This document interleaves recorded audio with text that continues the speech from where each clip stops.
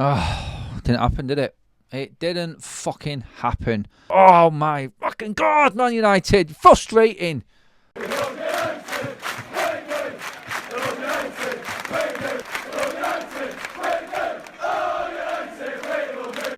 This is your Forever United TV before and after Manchester United on their way down south to play Crystal Palace, the evening game in the Premier League today. My instant reaction to the starting lineups and then flicking straight across to my reaction after the game. Raw, emotional reaction and prediction for this game. First of all, let's get into the starting lineup and what Manchester United are going to do in this game and what I predict is going to happen.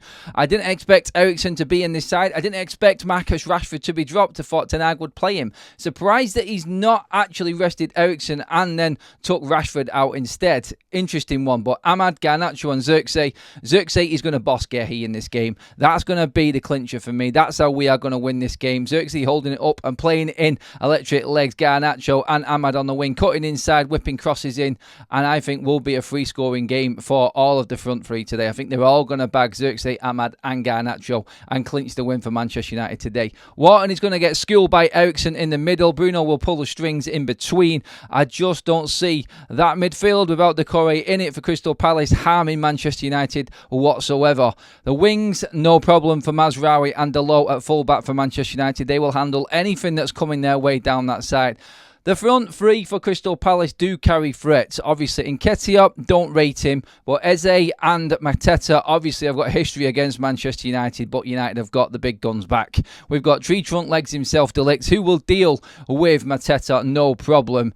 And Martinez is going to bully Eze. No luck for that front three for Crystal Palace today, and United will continue the doom and gloom around Selhurst Park at the start of their season. Still no win, and they're not getting one today. United will end their hoodoo at Selhurst Park and deal with everything that Crystal Palace are bringing. And Ten Hag will make it 3 games in a row, 3 wins in a row, and start to climb that table. That is my raw, instant reaction and prediction to that starting lineup and what is going to happen at Selhurst Park today.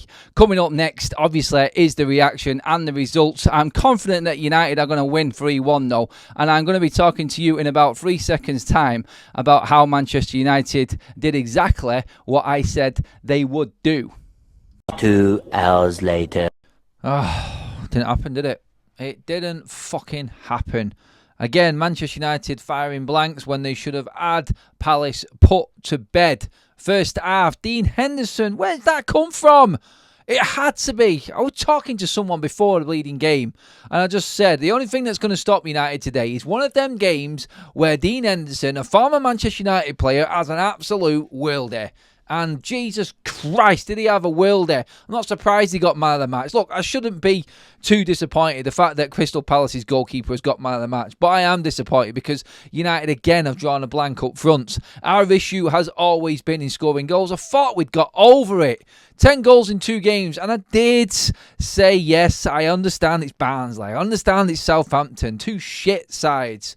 But United had to put their chances away today against Palace. We deserved the win. I don't think any Palace fan can come out and say that they deserved anything out of the game. Yeah, the second half performance, you might have warranted something maybe in terms of chances created, but Manchester United were the better side.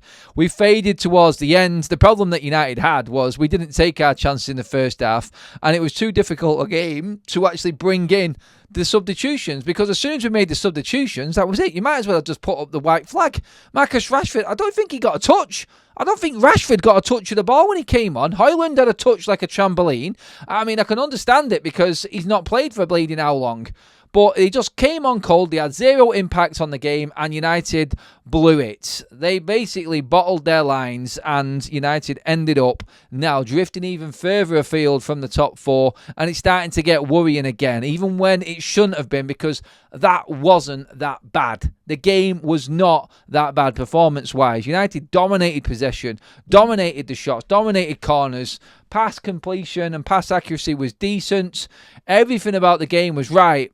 But again, the same old problem. Who is going to put the ball in the back of the fucking net? And nobody stood up and was counted, unfortunately. Garnacho literally did everything but. Look, I'm angry because United didn't get the 3 points. And on paper, everyone will look at that and go, whoa, the old United's back again. All them United fans in the week getting excited because they scored 10 goals against Southampton and against Barnsley. It wasn't that. It was that Dean Henderson had an absolutely fantastic game. And credit to Dean Henderson. Like, you've got to hold your hands up and say he literally kept Crystal Palace in that game single-handedly. And he did. There won't be one Palace fan that comes out and says that Dean Henderson didn't save them there today. And sometimes them games happen. You need them games to happen when you're right up there and you're competing, not when you're trying to get back up into the top 4 and challenge again, because we don't know how it's going to affect Manchester United now. We've gone from scoring 10-2 to drawing a blank again. And now we've got FC 20 before freaking Spurs. And the Spurs game now is a must-win. United have to win this game. Otherwise, the pressure is just going to be heaped on. Look, performance is great, but points win prizes. 2 wins in 5 at the start of the season, it's not good enough for United. It really isn't good enough. And you know what? When you look at it, you just have to say sometimes, look, the game wasn't ours. We were unfortunate. It's the aftermath that worries me. It's the pile-on. It's the frustrated fan base. It's how this now affects Marcus Rashford, because he looked like a lost soul. I couldn't believe it. Like, I was bigging it up like Rashford would come on and make a massive difference, and we couldn't get the ball to him. Bruno was fucking shit. Honestly, I'm so disappointed in Bruno Fernandes today in his performance. He was really bad. I just thought, you know what? He's going to come out there today. He's going to just use that substitution appearance against Barnsley. That moment where he's taken off, and you know that he likes to play every single game, and then he's going to come on and smash it. No. Honestly, I'm not dead and buried. I'm not, because I know what good was in that game, and there was a lot of good. And I'm not going to lose my shit completely over that, because it could have gone so many different ways, that game. All positive for Manchester United. It really should have. And on another day, we might have come away with that 3 or 4-0 win. But for Dean Henderson, he pulled off some fantastic saves.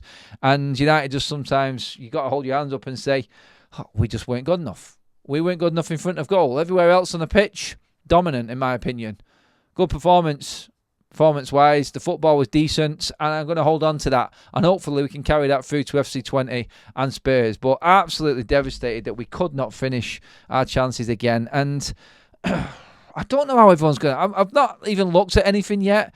I've not looked at anyone's opinions on Twitter or anything like that yet, but I just need to actually just take a sit back and just like watch the game back a little bit and then just regroup again, I think, because it wasn't bad, but then the result looks really bad. And I don't know whether I'm happy or not with it. I need a bit of time on this one, but as I said at the start of this video, it's raw reaction, and that's just how I feel right now. I'm a bit confused as to which way to go. And I'll probably listen to people and they'll look at it and go, well, it just wasn't good enough. And this is the same all United. And some people will come back and say, well, look at the possession, look at the shots. If it weren't for Dean Henderson, if, buts and maybes, yes. But we need dead certs right now. We need points on the table, and we've not got it. Let me know what you think. Drop your comments in below. Like, share and subscribe to Forever United TV. That was mine before, and this is mine now. Oh my fucking God, Man United. Frustrating.